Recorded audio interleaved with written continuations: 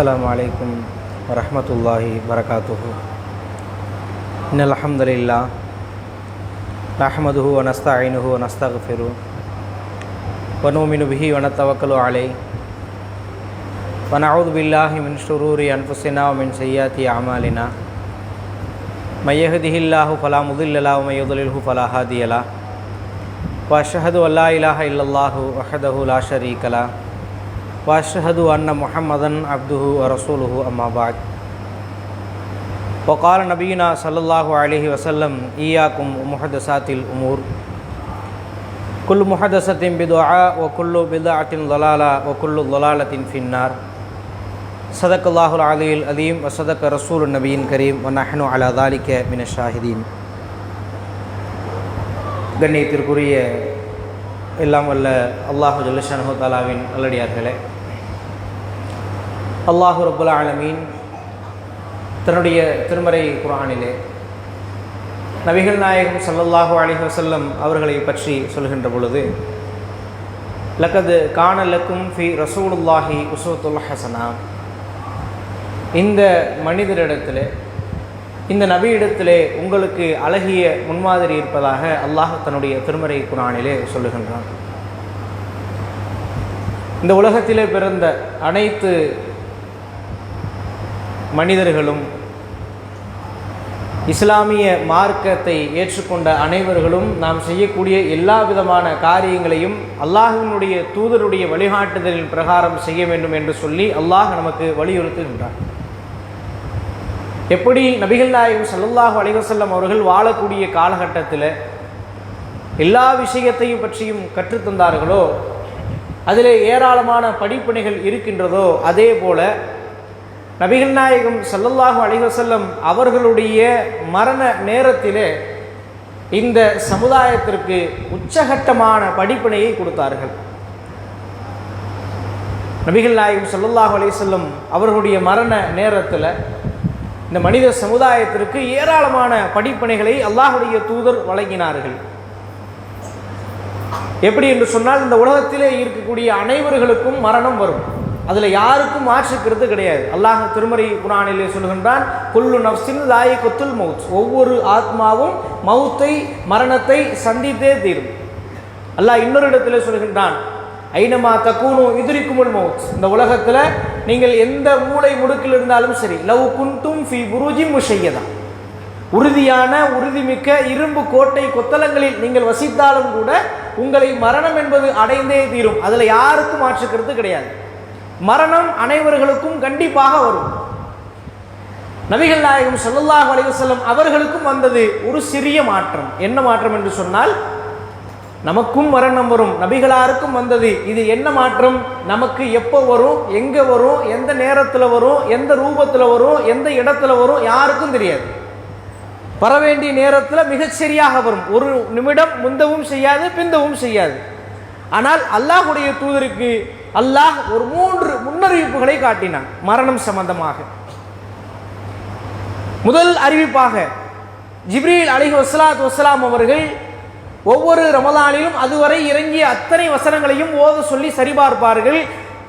நபிகளாருடைய மரணத்திற்கு முந்தைய ரமலான் ஜிப்ரீல் அவர்கள் வருகிறார்கள், திருமறை குர்ஆனுடைய இறங்கிய அத்தனை வசனங்களையும் சரிபார்க்கிறார்கள். நபிகளாரிடத்திலே சொல்கிறார்கள், முஹம்மதே இன்னொரு முறை ஓதுவீராக.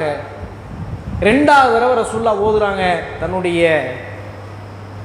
வீட்டில் சொல்கிறாங்க, ஒவ்வொரு தடவையும் ஜிப்ரீல் வருவார், ஓத சொல்லி சரிபார்ப்பார். ஆனால் இந்த தடவை என்னை 2 முறை ஓத சொன்னார். இதிலிருந்து இறைவன் எனக்கு மரணத்தை நெருக்கத்திலே வைத்திருக்கிறான் என்பதாக நான் உணர்கிறேன் என்று சொல்லி அல்லாஹ்வுடைய தூதர் முதல் அறிவிப்பாக இந்த விஷயத்தை சொல்கிறாங்க. இதை தெரிந்து கொண்ட அல்லாஹ்வுடைய தூதர் ஹஜ்ஜி செய்வதுக்காண்டி போகிறாங்க. ஏன்னா அதுவரை ரசூலுல்லாஹ் ஹஜ்ஜி செய்யலை, 4 உம்ராக்களை மட்டுமே செஞ்சுருந்தாங்க. ஹஜ்ஜி செய்வதுக்காண்டி போகிறாங்க. அந்த ஹஜ்ஜினுடைய பெயரை பாருங்க, ஹஜ்ஜத்துல் விதா, விடை பெறக்கூடிய ஹஜ்ஜு. போகிறாங்க, ஹஜ்ஜி கிரிகைகளெல்லாம் மக்களுக்கு சொல்லி கொடுக்குறாங்க. அங்கே ஒரு வசனம் இறங்குகின்றது, திருமறை குர்ஆனுடைய வசனம், அல்யௌம அக்மல்து லக்கும் தீனக்கும் வஅத்மம்து அலைக்கும் நிஅமதி வரலீது லக்குமுல் இஸ்லாம தீனா, இன்றோடு இந்த மார்க்கத்தை நாம் பூர்த்தியாக்கி விட்டோம் என்ற வசனம் இறங்குகின்றது. அரஃபா பெருவெளியில் இருக்கக்கூடிய அத்தனை சஹாபாக்களும் ஒருவரை ஒருவர் ஆற தழுவி கட்டி அணைத்து சந்தோஷத்தின் உச்சத்தில் இருக்கக்கூடிய நேரத்திலே ஒரே ஒரு மனிதர் மாத்திரம் தன்னந்தனியாக நின்று அழுது கொண்டிருக்கிறார். அவர்தான் உமர் இப்னு கத்தாப் அவர்கள். சஹாபாக்கள் கேட்குறாங்க, உமரே, அல்லாஹ் ரசூலுல்லாவை கொண்டு இந்த மார்க்கத்தை முழுமையாக்கி பூர்த்தியாக்கி தந்திருக்கிறான், எதுக்கு அழுவுறீங்க அப்படின்னு கேட்ட உடனே உமர் அவர்கள் சொன்ன பதில், இன்றோடு இந்த மார்க்கம் பூர்த்தியாகிவிட்டது என்று சொன்னால் இனிமேல் நபிகள் நாயகத்திற்கு வகி வராதே, வகி செய்தி நம்மோடு பரிமாறிக்கொள்ள மாட்டார்களே. தோழர்களே, இந்த வசனம் மேலும் ஒன்றை குறிக்கின்றது, அதுதான் அல்லாஹ்வின் தூதருடைய மரணம் என்று சொன்னார்கள். இரண்டாவது அறிவிப்பு. மூன்றாவது அறிவிப்பாக முஆத் இப்னு ஜபல் ரலியல்லாஹு அன்ஹு அவர்களை யமன் நாட்டிற்கு ஆளுநராக அல்லாஹ்வுடைய தூதர் தேர்வு செய்து அனுப்புகிறாங்க. அனுப்பக்கூடிய நேரத்தில் முஆத் இப்னு ஜபல் அவர்களுக்கு சில உபதேசங்களை அல்லாஹ்வுடைய தூதர் சொல்லி தராங்க. முஆதே, நீங்கள் இந்த நாட்டுக்கு போய் ஆளுநராக இருங்க. நீங்கள் போனால் முதல்ல அந்த மக்களுக்கு செய்யக்கூடிய வேலை லா இலாஹ இல்லல்லாஹ், அல்லாஹ்வை தவிர யாரும் இல்லைன்னு சொல்லுங்கள். அல்லாஹ்வுடைய தூதர் முஹம்மதுன்னு சொல்லுங்க. அதை ஏற்றுக்கொண்டால் தொழுக சொல்லுங்க. அதை ஏற்றுக்கொண்டால் ஜக்காத்து கொடுக்க சொல்லுங்க. அந்த மக்களிடத்தில் நீதமாக நடந்து கொள்ளுங்கள், கடுமை காட்டாதீங்க, கோவப்படாதீங்க, உதாசீனப்படுத்தாதீங்கன்னு பல அறிவுரைகளை சொல்லிக்கொண்டே அப்படி வர்றாங்க. மதீனத்து எல்லையில வைத்து சொல்கிறார்கள், முஆதே, அடுத்து நீங்கள் திரும்பி மதீனாவிற்கு வருகின்ற பொழுது நான் உயிரோடு இருக்க மாட்டேன். ஒன்று என் வீட்டை பார்ப்பீர்கள், என்னுடைய அடக்க ஸ்தலத்தை பார்ப்பீர்கள்னு சொன்னாங்க. இறந்து போன செய்தியை கேட்பீங்கன்னு சொன்னாங்க. எல்லையில் வச்சு சொன்னதும் முஆத் இப்னு ஜபல் அவர்களுக்கு கடுமையான ஒரு மனவேதனை. என்ன, சஹாபாக்கள் ரசூலுல்லாவை எப்படி நேசிச்சாங்க? அல்லாஹ் திருமறை குர்ஆன்ல சொல்றான்ல, நபிகள் நாயகத்தை எப்படி நேசிக்கணும், உயிருக்கு மேலாக நபிகள் நாயகத்தை நேசிக்கணும்னு சொன்னான்ல. அப்படி நேசித்த கூட்டம் சஹாபாக்களுடைய கூட்டம். தாங்க முடியல, பொறுக்க முடியல. முஆத் இப்னு ஜபல் அவர்கள் சொல்கிறார்கள், எல்லையை வைத்து அல்லாஹ்வுடைய தூதர் சொன்ன அந்த வார்த்தை யமன் நாட்டிற்கு போய் ஆளுநராக பணிபுரிகின்ற பொழுதெல்லாம் என்னுடைய உள்ளத்தை உறுத்தி கொண்டே இருந்தது. திரும்பி நான் வந்து மதீனாவிற்கு வருகின்ற பொழுது நபிகளார் சொன்னது போல நான் நபிகள் நாயகத்தை பார்க்கவில்லை, அவருடைய அடக்க ஸ்தலத்தை பார்த்தேன் என்று சொன்னார்கள். 3 முன்னறிவிப்புகளை அல்லாஹ் நபிகள் நாயகத்திற்கு சொன்னார். அதற்கப்புறமாகத்தான் நபிகள் நாயகம் ஸல்லல்லாஹு அலைஹி வஸல்லம் அவருடைய மரணத்தினுடைய அந்த வேதனை தலைவலியாக ஆரம்பமாகுது. கடுமையான தலைவலி. இதை தெரிந்து கொண்ட அல்லாஹ்வுடைய தூதர் ஜன்னத்துல் பக்கி என்ற இடத்திற்கு போய் உஹது சுஹதாக்களுக்கென்று அந்த தொழுகையை, ஜனாசாவுடைய தொழுகையை முடித்துவிட்டு மைமுனா ரலியல்லாஹு அன்ஹா அவர்களுடைய வீட்டிற்கு வருகிறார்கள். மரணத்தினுடைய வேதனை முதலிலே தலைவலியாக ஆரம்பமாகுது. கடுமையான தலைவலி, தாங்க முடியாத தலைவலி.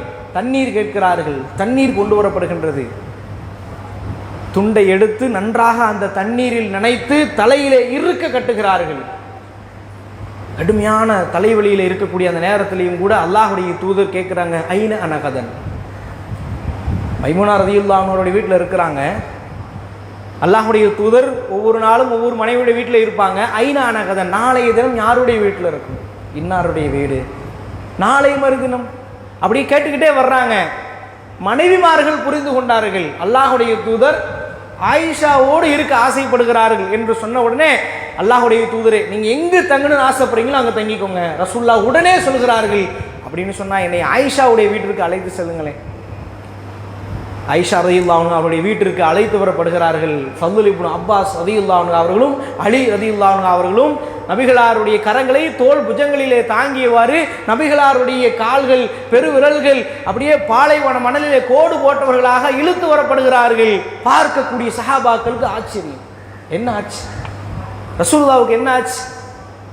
ரசூலுல்லாஹ்வுடைய காலை இந்த பூமியில ஊண்டக்கூட முடியலையா? எப்படிப்பட்ட கால் அந்த கால்! எத்தனை எதிரிகளை எதிர்த்து களமாடிய கால் அந்த கால்!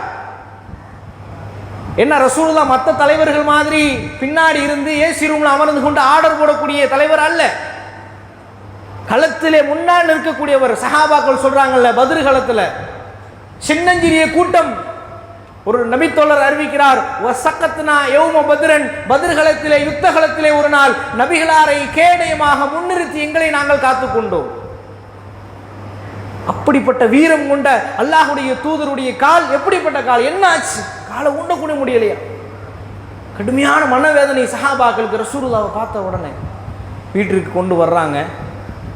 ஆயிஷா ரலியல்லாஹு அன்ஹா அவர்களுடைய வீட்டில் இருக்கிறார்கள். நபிகள் நாயகம் ஸல்லல்லாஹு அலைஹி வஸல்லம் சரியாக ஒரு மரணத்திற்கு ஒரு 5-6 நாட்களுக்கு முன்பாக, இதெல்லாம் எவ்வளோ பெரிய படிப்பினைன்னு பாருங்க. மரணத்தினுடைய வேதனை, தலைவலி அதிகமாக இருக்கின்றது. ஒவ்வொரு நபித்தோழர்களும் சஹாபாக்களும் பார்த்துவிட்டு செல்கிறார்கள். அல்லாஹ்வின் தூதரிடத்தில் கேட்கிறார்கள், அல்லாஹ்வுடைய தூதரை, உங்களை பார்த்தால் கடுமையான வேதனையை சந்திப்பது போல் தெரிகின்றதே. அப்பொழுது நபிகளார் சொன்ன பதில், அல்லாஹ் உங்களுக்கு இருவருக்கு தரக்கூடிய வேதனையை இப்பொழுது எனக்கு ஒருவன் கொடுத்திருக்கிறான்னு சொன்னாங்க. கடுமையான வேதனை. அந்த நேரத்தில் நபிகள் நாயகம் ஸல்லல்லாஹு அலைஹி வஸல்லம் அவர்கள் மயக்கமுற்று திடுக்கிட்டு எழுந்து சொன்னார்கள், லஅனல்லாஹுல் யஹூத வன் நஸாரா, யூதர்களையும் நசாராக்களையும் அல்லாஹ் அழித்து நாசமாக்கட்டும். இத்தஹதுல் குபூர அம்பியாயி மசாஜிதா, நபிமார்களுடைய கபறுகளை, அவர்களுடைய அடக்க ஸ்தலங்களை இவர்கள் வணக்க ஸ்தலங்களாக மாற்றினார்களே, அவர்கள் மீது அல்லாஹுடைய சாபம் இறக்கட்டும்னு சொன்னாங்க. யாருடைய கபரு? நபிமார்களுடைய கபருக்கே இந்த நிலைமை என்று சொன்னார். மேலும் நபிகள் நாயகம் ஸல்லல்லாஹு அலைஹி வஸல்லம் அவர்கள் மரண நேரத்திலே பிரார்த்தனை செய்தார்கள், அல்லாஹும்ம லா தஜஅல் கப்ரி ஈதா, இறைவா என்னுடைய கபரை நீ விழா கொண்டாடும் இடமாக ஆக்கிராத. ஆயிஷா ரலியல்லாஹு அன்ஹா பிற்காலத்தில் சொல்றாங்க, இன்றைக்கு வரைக்கும் நபிகளாருடைய கபரு பாதுகாக்கப்பட்டு கொண்டிருக்கின்றது. இன்னைக்கு நீங்க போய் சவுதிக்கு போய் மதீனாவுக்கு போய் இப்படி ரசூலுல்லாஹ்வுடைய கபருக்கு நேரா கையை தூக்கி பிரார்த்தனை செஞ்சீங்கன்னு சொல்லி சொன்னா, அங்கிட்டு திரும்ப அல்லாஹ்ட்ட கேளுன்னு சொல்லுவாங்க. ஒரு பிரார்த்தனை கூட செய்ய முடியாது. இன்றைக்கு வரைக்கும் பாதுகாக்கப்பட்டு கொண்டிருக்கின்றது. அதை அன்றைக்கு ஆயிஷா நஹி சொன்னார்கள், அல்லாஹ்வுடைய தூதர் மரண நேரத்திலே போட வேண்டிய நங்கூரத்தை மிக சரியாக போட்டார்கள். யார் யாருக்கோ கபரு கட்டி வச்சிருக்கிறாங்க. அவர் நல்லவராக இருந்தால் அவருக்குரிய கூலி அல்லாஹ் மறுமையிலே கொடுப்பான். ஆனால் அதற்கென்று விழா எடுப்பதற்கும் கொண்டாடுவதற்கும் கூத்தாடுவதற்கும் இதையெல்லாம் யார் கற்றுக் கொடுத்தது? மரண நேரத்திலே அல்லாஹ்வுடைய தூதர் பிரார்த்தனை செய்தார்கள் என்று சொன்னால் எவ்வளவு முக்கியமான விஷயம்னு பாருங்க.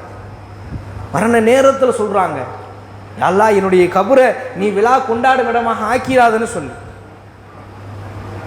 அப்படி அந்த நேரத்திலே பிரார்த்தனை செய்கிறார்கள்.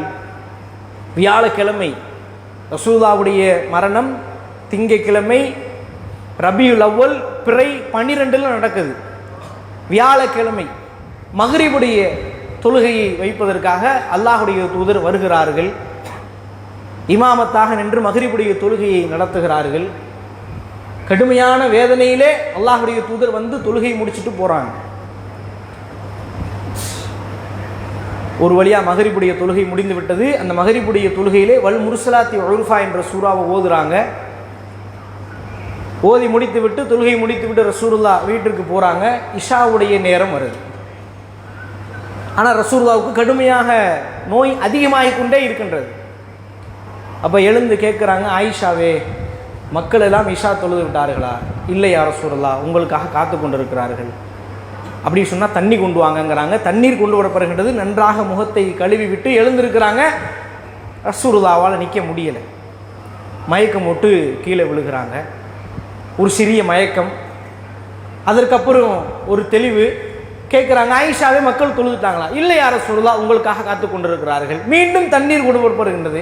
மீண்டும் ரசூலுல்லாஹ் எந்திக்கிறாங்க. இப்படி 3 முறை நடக்குது. ரசூலுல்லாஹ் தெரிஞ்சுக்கிட்டாங்க, நம்மளால் இனிமே பள்ளிக்கு தொழுக போக முடியாது. அதற்கப்புறமாக ஆயிஷா ரலியல்லாஹு அன்ஹா அவரிடத்தில் சொல்கிறார்கள், முரு அபூபக்கரின் ஃபல்யுஸல்லி பின்னாஸ், அபூபக்கரை தொழுகை நடத்த சொல்லுங்கள். ஆயிஷா நஹி சொல்றாங்க, அல்லாஹ்வுடைய தூதரே, என்னுடைய தந்தை இலகிய மனம் படைத்தவர். நீங்கள் நிற்கக்கூடிய இடத்திலே அவர் நின்றால் அவரால் திருமறை குர்ஆனை ஓத முடியாது, அழுது விடுவார். பின்னால் மக்களுக்கு கேட்காது. உமரை பரிந்துரை செய்யலாமே. அல்லாஹ்வுடைய தூதர் மீண்டும் அழுத்தி சொன்னார்கள், முரு அபூபக்கரின் ஃபல்யுஸல்லி பின்னாஸ், அபூபக்கரை தொழுகை நடத்த சொல்லுங்கள். ஏன் ரசூலுல்லாஹ் அந்த இடத்துல ஆணித்தரமாக இருந்தார்கள் என்று சொன்னால், எனக்கு அடுத்து தலைமை பொறுப்பு அபூபக்கரையே சாரும். அபூபக்கர் ரலியல்லாஹு அன்ஹு அவர்கள் தொழுகை நடத்துகிறார்கள். இப்படியாக இஷாவுடைய ஜமாத் ஒரு வழியாக முடிகின்றது. வியாழக்கிழமை முடிகின்றது. வெள்ளிக்கிழமை நபிகள் நாயகம் ஸல்லல்லாஹு அலைஹி வஸல்லம் அவர்களுக்கு நோய் அதிகமாயிட்டே இருக்கு. நாள் நெருங்க நெருங்க நெருங்க ரசூலுல்லாஹி ஸல்லல்லாஹு அலைஹி வஸல்லம் அவர்களுடைய வேதனை அதிகமாகிக் கொண்டே இருக்கின்றது. ஒவ்வொரு மனிதராக பார்க்க வருகிறார்கள். ஒவ்வொருத்தராக சந்திக்க வருகிறார்கள். அதற்கு முன்னாலேயே ரசூலுல்லாஹ் என்ன செஞ்சிட்டாங்கன்னா சஹாபாக்களிடத்தில் சொல்லிட்டாங்க, எனக்கு கடுமையான வேதனையாக இருக்குது, அதனால எல்லாரும் என்னைய ரொம்ப தொந்தரவு செய்ய வேண்டாம்.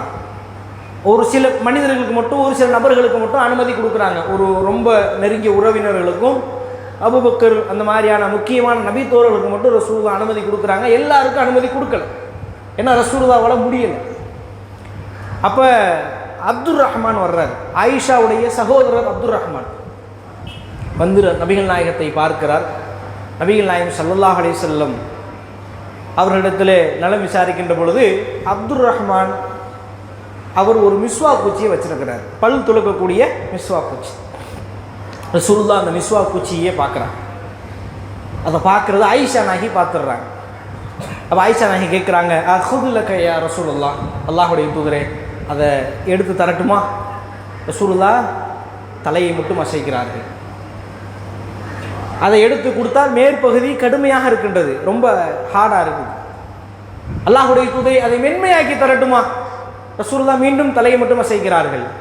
நன்றாக ஆயிஷா ரலியல்லாஹு அன்ஹா அவர்கள் தன்னுடைய பற்களால் மென்று அதை மென்மையாக்கி நபிகளாருக்கு பல் துலக்குகிறார்கள். அல்லாஹுடைய தூதர் அந்த மிஸ்வா குச்சியை வச்சு பல் துலக்குறாங்க. ஆயிஷா நாயகி சொல்றாங்க, அல்லாஹுடைய தூதர் அந்த நேரத்தில் பல் துலக்கிய அழகை போன்று நான் எந்த நேரத்திலையும் பார்த்ததில்லை, அவ்வளோ ஒரு அழகாக இருந்துச்சு. அல்லாஹ் எனக்கு கிருபை செஞ்சாங்கிறாங்க. மரண நேரத்திலும் கூட என்னுடைய எச்சிலையும் நபிகளாருடைய எச்சிலையும் இரண்டரை கலக்க வைத்தானே, அல்லாஹுக்கே எல்லா புகழுங்கிறாங்க. எப்படி ஒரு விஷயம் பாருங்க. நபிகள் நாயகம் ஸல்லல்லாஹு அலைஹி வஸல்லம் அவர்கள் இந்த மரண நேரத்தில் இந்த மனிதர்களுக்கு ஏராளமான உபதேசங்களை சொன்னார்கள். ஒரு கட்டத்தில் ரசூலுல்லாஹ்வால உட்கார முடியல, படுக்க முடியல. ஆயிஷா ரலியல்லாஹு அன்ஹா அவருடைய மார்பின் மீது சாய்ந்து இருக்கிறார்கள். சாய்ந்து ஏதோ ஒன்றை முணுமுணுத்து கொண்டிருக்கிறார்கள். ஏதோ ஒன்று சொல்றாங்க, சொல்லிக்கிட்டே இருக்கிறாங்க. ஆயிஷா நாயகி ரசூலுல்லாஹ் என்ன சொல்றாங்கன்னு சொல்லி தன்னுடைய காதை கிட்ட, வாய் கிட்ட வச்சு கேட்கும் பொழுது ஆயிஷா நாயகி சொல்றாங்க, அல்லாஹுடைய தூதர் 4வது அத்தியாயம் 69வது வசனத்தை ஓதிக்கொண்டே இருந்தார்கள். யார் அல்லாஹுக்கும் அல்லாஹுடைய தூதருக்கும் கட்டுப்படுவார்களோ ஃபஉலாயிக மஅல்லதீன அன்அமல்லாஹு அலைஹிம், அவர்கள்தான் இந்த உலகத்திலே நேர்வழி பெற்றவர்கள். மின் நபியீன வஸ்ஸீகீன வஷ்ஷுஹதாய் வஸ்ஸாலிஹீன், நாளை மறுமையிலே அவர்கள் உண்மையாளர்களோடும் நபிமார்களோடும் அவர்கள் இருப்பார்கள். வஹஸன உலாயிக ரஃபீகா, அவர்கள்தான் உண்மையான நண்பர்கள் என்ற வசனத்தை ஓதிக்கொண்டே இருந்தார்கள். என்ன அர்த்தம் பார்த்தீங்களா? யார் அல்லாஹுக்கும் அல்லாஹுடைய தூதருக்கும் கட்டுப்படுவார்கள், இந்த உலகத்தில் நாம் எதை செய்வதாக இருந்தாலும் சரி, மார்க்கமாக, அமலாக, இபாதத்தாக, நன்மையாக எதை செய்வதாக இருந்தாலும் சரி, ரெண்டே அங்கீகாரம் தான். ஒன்று அல்லாஹ், இன்னொன்று அல்லாஹ்வுடைய ரசூல். இதை கட்டுப்பட்டால் மறுமையிலே வெற்றி. இதைத்தான் சொன்னாங்க. மரண நேரத்தில் ஓதுறாங்க பாருங்க. பார்ப்பதற்கு எவ்வளவு அழகாக வேணா தெரியட்டும், அல்லாஹுடைய தூதர் சொல்லியிருக்கிறாங்களா, அல்லாஹ் குர்ஆன்ல சொல்லியிருக்கிறானா என்று நாம் பார்க்கணுமே தவிர வேற எதையும் மார்க்கமாக, இபாதத்தாக, அமலாக, நன்மையாக நாம் பார்க்கவே கூடாது. அதைத்தான் மரண நேரத்திலே சொன்னார்கள். இப்படியே நாட்கள் கழிந்துகிட்டே இருக்குது. அல்லாஹுடைய தூதர் இந்த மரண நேரத்திலே மனிதர்களுக்கு உபதேசங்களை செய்து கொண்டே இருக்கிறார்கள். திங்கட்கிழமை வருகின்ற திங்கட்கிழமை காலையில், எந்த திங்கள் பிறை 12 ரபியுல் அவ்வல் நபிகளாருடைய உயிர் இந்த உலகத்தை விட்டு பிரிந்ததோ அந்த திங்களுடைய காலை ஃபஜ்ருடைய ஜமாத் நடைபெறுது. ஃபஜ்ர் தொழுகை அபூபக்கர் சித்திக் ரலியல்லாஹு அன்ஹு அவருடைய தலைமையில் நடந்து கொண்டிருக்கின்றது. அல்லாஹுடைய தூதர் வீட்டிலே இருந்தவாறு தொழக்கூடிய நபித்தோழர்களை பார்க்கிறார்கள். ஏன்னா ரசூலுல்லாஹ்வுடைய வீடு மஸ்ஜித் நபவியுடைய கிழக்கு பகுதி. இங்கிருந்து பார்த்தா அங்கே தெரியும், அங்கிருந்து பார்த்தா இங்கே தெரியும். திரையை விலக்கி நபிகளார் பார்க்கிறார்கள். நபிகளார் பார்ப்பதை நபி தோழர்கள் பார்க்கிறார்கள். சஹாபாக்களுக்கு பார்ப்பதோடு மட்டுமல்லாமல் ஒரு சந்தோஷம் என்னன்னா, ரசூலுல்லாஹ் பார்த்து விட்டு ஒரு விதமான புன் சிரிப்பு. என்ன ஏறத்தாழ ஒரு வாரமாக ரசூலுல்லாவை பார்க்கல, ரசூலுல்லாஹ்ட்ட பேசலை, ரசூலுல்லாவை நலம் விசாரிக்கல, ரசூலுல்லாவுடைய சிரிப்பை எதையுமே பார்க்கல. சஹாபாக்கள் கடுமையான வேதனையில் இருக்கிறாங்க. அப்படிப்பட்ட அந்த நேரத்தில் ஒரு வாரம் கழித்து திரையை விலக்கி பார்த்து ஒரு விதமான முறுவல் பூர்த்த உடனே சஹாபாக்களுக்கு சந்தோஷம், ரசூலுல்லாஹ்வுக்கு குணம் ஆயிடுச்சு, நல்லா ஆயிட்டாங்க அப்படின்னு ஒரு சந்தோஷம். எந்த அளவுக்கு என்று சொன்னால் ஒரு நபித்தோழர் சொல்றாரு, எங்களுடைய தொழுகைகளை நாங்கள் விட்டு விடுவோமோ என்ற ஒரு அச்சத்தில் உள்ளக்குள்ள வந்துருங்க, உள்ள கேப்ல உட்காந்து, எங்களுடைய தொழுகைகளை நாங்கள் விட்டு விடுவோமோ என்ற நினைப்பில் அந்த இறுதி இருந்தது அப்படிங்கிறாங்க. அப்ப அந்த மாதிரி ரசூலுல்லாஹ் அப்படி சைகை மட்டும் செய்கிறாங்க, நீங்க தொழுகுங்க அப்படின்னு சொல்லி சைகை செய்து விட்டு திரையை மூடுகிறார்கள். ஒரு நபித்தோழர் அறிவிக்கிறார், அதுதான் நபிகள் நாயகத்தை நாங்கள் உயிரோடு பார்த்த கடைசி தருணம், அதற்கடுத்து நாங்கள் ரசூலுல்லாவை பார்க்கல, இறந்து போன செய்தியை கேட்டோம் அப்படிங்கிறாங்க. இவர்கள் தொழுகை முடித்துவிட்டு அபூபக்கர் அவர்கள் வருகிறார்கள். வந்து நபிகளாரிடத்திலே ஒரு சிறிய அனுமதி, நான் இந்த கிராமத்துக்கு ஒரு வேலையாக போகிறேன் அனுமதி கேட்டுட்டு அபூபக்கர் அவர்கள் போயிடுறாங்க. போன உடனே இங்கே அல்லாஹுடைய தூதருக்கு வேதனை அதிகமாகிடுச்சு. திங்கக்கிழமை நபிகள் நாயகம் ஸல்லல்லாஹு அலைஹி வஸல்லம் அவருடைய மரணம் சுபுகுக்கு பின்பு லுகருக்கு முன்பு அந்த சூரியன் உச்சிக்கு வருவதற்கு முன்பாக நடக்கின்றது. இவங்க பக்கத்து கிராமத்துக்கு அனுமதி கேட்டு போயிட்டாங்க. இங்கே நபிகளாருக்கு வேதனை அதிகமாகிவிட்டது, நோய் அதிகமாகி வேதனை அதிகமாகி மரணத்தை நெருங்கக்கூடிய அந்த நேரம் ரசூலுல்லாஹி ஸல்லல்லாஹு அலைஹி வஸல்லம் அவர்களுக்கு வருகின்றது. அபூபக்கர் அவர்கள் ரசூலுல்லாஹ் கொஞ்சம் தெளிச்சி ஆயிட்டாங்கன்னு சொல்லி கிளம்பி போயிட்டாங்க. ஆனால் அவர்கள் போனதற்கு பின்பு கடுமையான வேதனை, கடுமையான வலி. அல்லாஹுடைய தூதர் அந்த மரண நேரம் நெருங்க நெருங்க நெருங்க ரசூலுல்லாஹி ஸல்லல்லாஹு அலைஹி வஸல்லம் அவர்கள் அல்லாஹ்விடத்திலே பிரார்த்தனை செய்கிறார்கள், அல்லாஹு மக்ஃபிர்லி, அல்லாஹு மக்ஃபிர்லி, அல்லாஹு மக்ஃபிர்லி, இறைவா என்னுடைய பாவத்தை நீ மன்னித்து விடு. அல்லாஹுடைய தூதருடைய பிரார்த்தனை. எப்பேற்பட்ட மனிதர்! அல்லாஹ் இந்த தூதரை பற்றி சொல்லுகின்ற பொழுது, ஒமா அர்சல்னாக்க இல்லா ரஹ்மத்தல் லில் ஆலமீன், ஒட்டுமொத்த உலகத்திற்கும் இந்த தூதரை அருள் கொடையாக கொடுத்திருக்கிறோம். எந்த நபிக்கும் கொடுக்காத ஒரு சலுகை. இன்னா ஃபதஹனா லக ஃபதஹம் முபீனா, நபியே தெளிவான வெற்றியை உமக்கு நாம் அறிவிக்கின்றோம். லியக்ஃபிரக்கல்லாஹு மா தகத்தம மின் தம்பிக வ மா தஅக்கர், நபியே நீ செய்த முன்பாவம் பின்பாவம் அனைத்தையும் நான் மன்னித்து விட்டேன் என்று நற்சான்றிதழ் வழங்கிய ஒரே நபி அல்லாஹுடைய தூதர் மட்டும்தான். அவர்கள் சொல்கிறார்கள், அல்லாஹு மக்ஃபிர்லி, இறைவா என்னுடைய பாவத்தை நீ மன்னித்து விடு. எப்பேற்பட்ட பிரார்த்தனை! மரண நேரத்தில் அல்லாஹுடைய தூதர் கேட்டுக்கொண்டே இருக்கிறார்கள். இறுதியாக அல்லாஹ்வின் தூதருடைய உயிர் பிரியக்கூடிய அந்த கடைசி கட்ட நேரத்திலே நபிகளார் சொன்ன கடைசி வார்த்தை, கையை உயர்த்தி சொன்னார்கள், லா இலாஹ இல்லல்லாஹ், லா இலாஹ இல்லல்லாஹ், இன்னலில் மௌத்தி சக்கராத், இன்னலில் மௌத்தி சக்கராத், ஃபிர் ரஃபீகில் அலா, ஃபிர் ரஃபீகில் அலா. வணக்கத்திற்குரியவன் அல்லாஹ்வை தவிர யாரும் இல்லை. மௌத்திலே ஒரு விதமான வேதனை இருக்கின்றது. ஃபிர் ரஃபீகில் அலா, இறைவா உயர்வான நண்பர்களோடு என்னை எழுப்புவாயாக என்று சொல்லி முடிக்கிறார்கள். ஹத்தா குபில ஓ மாலத் யதஹு, நபிகளாருடைய கரங்கள் கீழே விழுகின்றது. நபிகளாருடைய உயிர் இந்த உலகத்தை விட்டு பிரிகின்றது.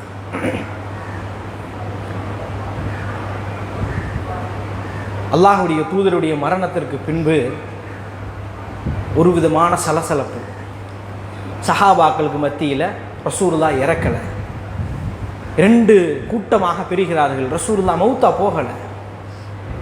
ஒரு சாரார் மரணித்து விட்டார்கள், இன்னொரு சாரார் மௌத்தாகல. உமர் ரலியல்லாஹு அன்ஹு உட்பட உமர் சொல்கிறார்கள், தன்னுடைய கையிலே வைத்திருக்கக்கூடிய வாளை வைத்து சொல்கிறார்கள், நபிகளார் மரணித்து விட்டார்கள் என்று சொல்லி எவரேனும் சொன்னால் அவருடைய தலை துண்டிக்கப்படும்.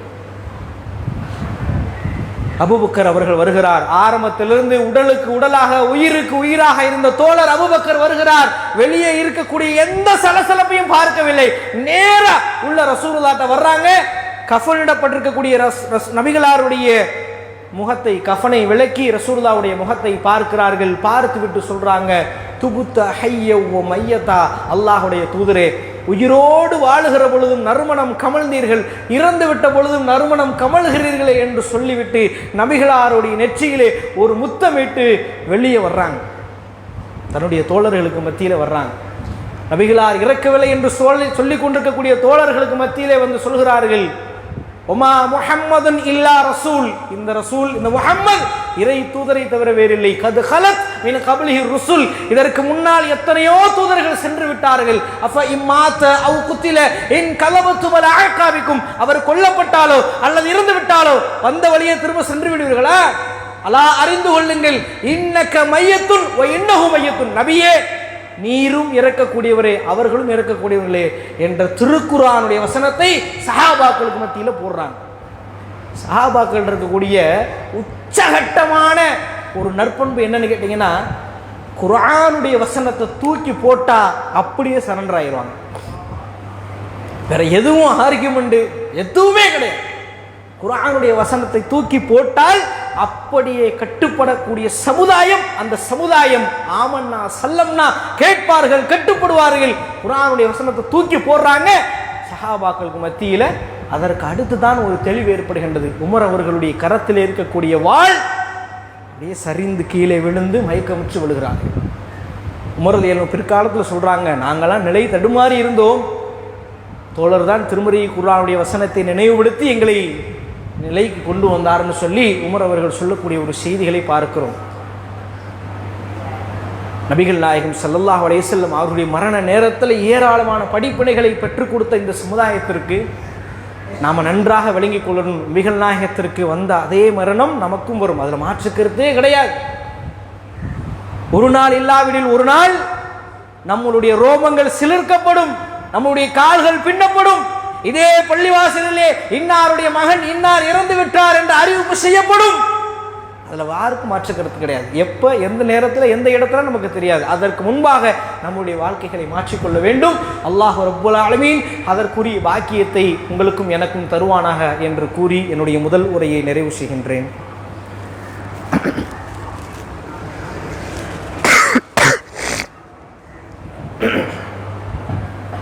அஸ்ஸலாமு அலைக்கும் வரஹ்மத்துல்லாஹி வரகாத்துஹு. கண்ணியத்திற்குரிய எல்லாம் வல்ல அல்லாஹ் ஜல்ல ஷஅனஹு தஆலாவின் நல்லடியார்களே, இணை வைப்பிற்கு எதிராக 3 மாத காலம் தொடர் பிரச்சாரத்தை முன்னிட்டு தென்காசி கிழக்கு கிளையின் சார்பாக வரக்கூடிய ஞாயிற்றுக்கிழமை மாபெரும் தெருமுனை கூட்டத்தை ஏற்பாடு செய்திருக்கிறார்கள். இந்த கூட்டம் வரக்கூடிய ஞாயிற்றுக்கிழமை மகரிபுக்கு பின்பு கொடிமரத்தில் வைத்து நடைபெறும். எனவே அனைவர்களும் தவறாமல் கலந்து கொள்ளுங்கள். இன்றைக்கு இருக்கக்கூடிய சமுதாயத்தினுடைய நிலைமை அல்லாஹ்வை வணங்கக்கூடிய கூட்டம், அல்லாஹ்வுக்கு அதிகாரத்தை கொடுக்கக்கூடிய கூட்டம், அல்லாஹ்விடத்திலே கேட்க வேண்டிய கூட்டம் இன்றைக்கு எவ்வளவு வழிகட்டு போயிருக்கிறார்கள் என்று நாம் பார்த்தோம் என்று சொன்னால் ரொம்ப ஒரு வேதனையான விஷயமாக இருக்கின்றது. தர்கா விழாக்கள் என்று சொல்லி அவுலியாக்களின் பெயரால் விழாக்களை எடுக்கிறார்கள். அதிலும் கூட ஏராளமான முரண்பாடுகள், பாட்டுக்கள், கூத்துக்கள், கச்சேரிகள், ஆடல் பாடல் நிகழ்ச்சிகள், இது எல்லாம் மார்க்கம் கற்றுத்தந்த விஷயமா? அல்லாஹ்வுடைய தூதர் சொல்லி தந்த விஷயமா? எதை ஒழிக்க நபிகளார் வந்தார்களோ அதை நபிகளாரின் பெயராலேயே செய்யக்கூடிய ஒரு காட்சி இன்றைய காலகட்டத்தில் நம் கண்ணுக்கு முன்னால் பார்த்து கொண்டிருக்கிறோம். அதை எதிர்த்து நம்மளால் பிரச்சாரம் தான் பண்ண முடியலை என்று சொன்னாலும், பிரச்சாரம் பண்ணக்கூடிய இடத்தில் நம்ம அதை ஆதரவு கொடுத்து அந்த இடத்திலே நம்ம அதை நாம் தெரிந்து கொண்டு பிற மக்களுக்கு எத்தி வைக்கக்கூடிய இந்த நல்ல பணியை நாம் கண்டிப்பாக செய்யணும். ஏன்னா அல்லாஹ்வுடைய தூதர் சொல்கிறாங்க, என்னிடமிருந்து ஒரு செய்தி கேட்டாலும் நீங்கள் அதை பிறருக்கு எத்தி வைங்கிறாங்க. பயான் பண்ணுறதுக்கோ, ஒருவரை நேர்வழியை நோக்கி அழைப்பதற்கோ, ஹிஃப்ஸ் முடிச்சிருக்கணும், உம்ரா முடிச்சிருக்கணும், 7 வருஷம் ஓதி இருக்கணும், கித்தாபுகளை எல்லாம் கரைச்சி குடிச்சிருக்கணும், அதெல்லாம் கிடையாது. நமக்கு ஒரு செய்தி தெரிஞ்சாலும் இது இணை வைப்புன்னு சொல்லி அவரை நேர்வழியின் பக்கம் அழைச்சோம்னு சொன்னால் அவர் நரக நெருப்பிலிருந்து பாதுகாக்கப்படுவார் என்பதுதான் வரலாற்றில் நம்ம பார்க்கக்கூடிய, ஹதீஸில் பார்க்கக்கூடிய நிதர்சனமான உண்மை. ஆகவே வரக்கூடிய ஞாயிற்றுக்கிழமை இன்ஷா அல்லாஹ் அனைவர்களும் தவறாமல் அந்த நிகழ்ச்சியிலே கலந்து கொள்ளுங்கள். அல்லாஹ் ரப்புல் ஆலமீன் நம்ம அனைவர்களுக்கும் அருள் புரிவானாக. வாஹிர தவானா அல்ஹம்துலில்லாஹி ரப்பில் ஆலமீன். அஸ்ஸலாமு அலைக்கும் வரஹ்மத்துல்லாஹி வபரகாத்துஹு.